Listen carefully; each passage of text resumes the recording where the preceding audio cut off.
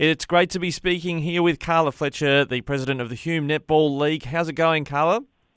I'm well, thanks, Rikki. How are you? Good. I'm sure everyone's very excited to get back into action after a week off in the local comp.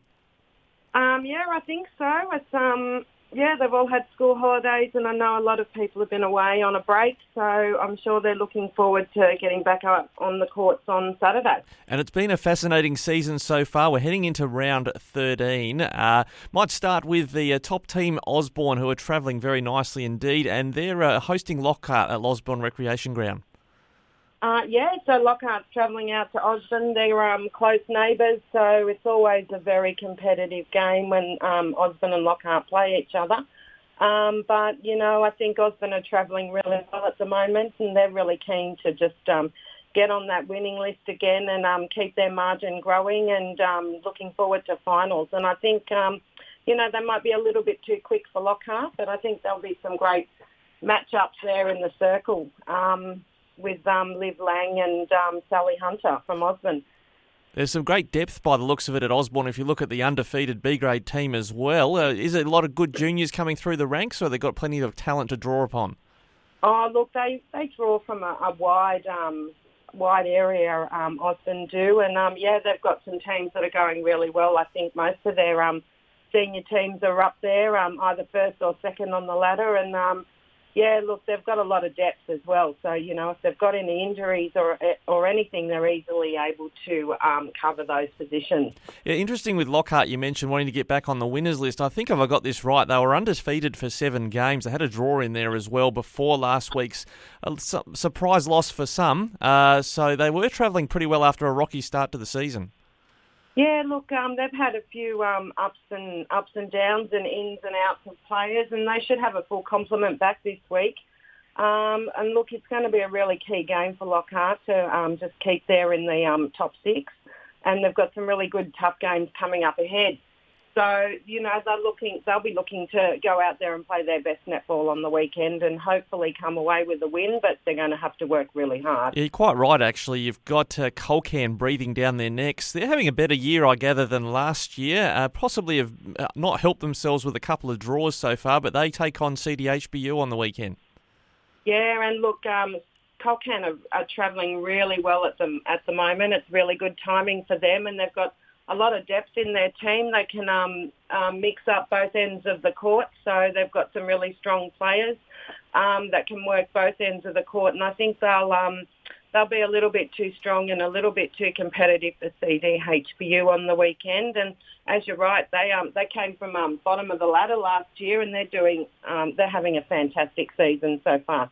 Yeah, is that have they blooded some youth? I get the impression maybe they've gone with some of the younger players that's working pretty well for them. Yeah, and I think they've got a few players back that used to play as juniors. They've been away, for whatever reason, work, uni, college, and they're back now, and they're really starting to gel together. They've got a really strong coach who was a great junior in Georgie, and she's really enjoying the season and being a non-playing coach at the moment. Oh, that is a good thing. Hey, look, you mentioned about coming from the bottom of the ladder. Have we got silver lining for Henty? They're having a pretty tough year at both the seniors and the reserves, but they've got a tough assignment playing Billabong Crows this weekend. Yeah, look, they're travelling really quite hard this year, Henty. But look, in the past they've been a really strong competitive club. They've lost a lot of players, and it'll just take them a few years to get back. They've got a really solid base and some great people behind the scenes that are working really hard with the girls. And look, I'm sure it'll take them maybe a couple of years to get back on the back up where they were a few years ago. So. Yeah, but I think they're in for a tough weekend against the Crows. They'll be looking to boost their percentage on the weekend. Yeah, well, they've been building their form. The Billabong Crows, I gather, they're up to 4th, and they've played some somewhat easier games in recent weeks. They'll be wanting, I guess, sharpen up for tougher matches coming ahead. Yeah, and they'll just have to treat every game like it's a final. Start strong and just really get in there and try and build, their percentage and trying to keep up that stamina that they'll need when they're playing some of the top teams in a few weeks' time. Well, as you say about percentage, looking at Gindra now, the side there, they're only behind Osborne on percentage at the top of the ladder in second place. They've got a tricky assignment with Holbrook coming to Gindra this weekend? Yeah, look, Holbrook's another team that's, gradually building together, and they've got quite a young team, and, look, they're going to be a bit of a force in the next couple of years as well. So, every team is looking at this year of building up, seeing what they need to do and looking for some key players for next year. But, Holbrook will, they're quite physical and they're a pretty tough team. And they will probably give it to Gindra for a little bit, but I think Gindra is just a little bit too strong all over the court, and they're aiming to probably try and keep very close to Osborne. Yeah, just remind us about the final structure here. I get the percentage is pretty important. Teams can't be complacent going into a game against a lower ladder side because that could determine who you play in the finals. Yeah, so usually 3 play 6 and then 4 plays 5 and the 2 losers are out. And, you really want to keep that 1 and 2 position so you get that double chance because everything under that is, a do-or-die game. Yep, now looking at the last couple of games we haven't talked about yet, let's just look at the Brockburham Saints. They are also having a tough year, and I reckon might be a game between them and Henty coming up. But this week they're hosting the Murray Magpies, who are also, they would have fancied themselves as a finals chance, but maybe Colcan's just going too well. Yeah, look, Colcan had a really good game against Magpies in the last round, and look, BB Saints are travelling okay as well. Those bottom 6 teams, they're all quite competitive against each other when they get out there.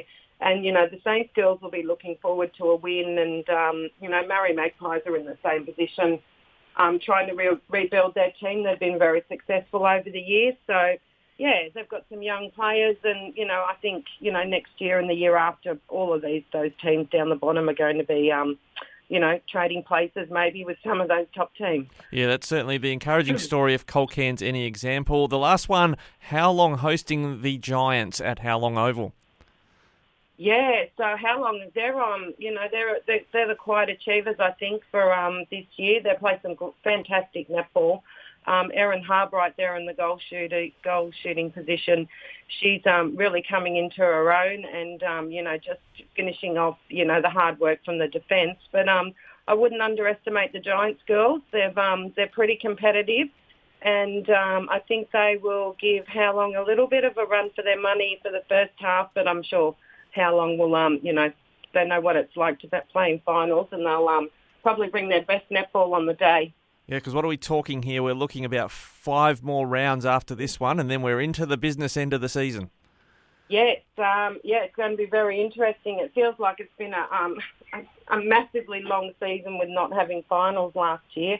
But, there's a few clubs that have got, some points to prove and just want to finish off the year, the way at the end of last year, how that ended up. But, yeah, so it's going to be very interesting. Yeah, it's a great point you mentioned, actually. The stamina getting through the season, maybe managing injuries, could become quite critical for those top teams, Osborne, Gindra, How Long, Billabong, Crows, towards the final end of the season.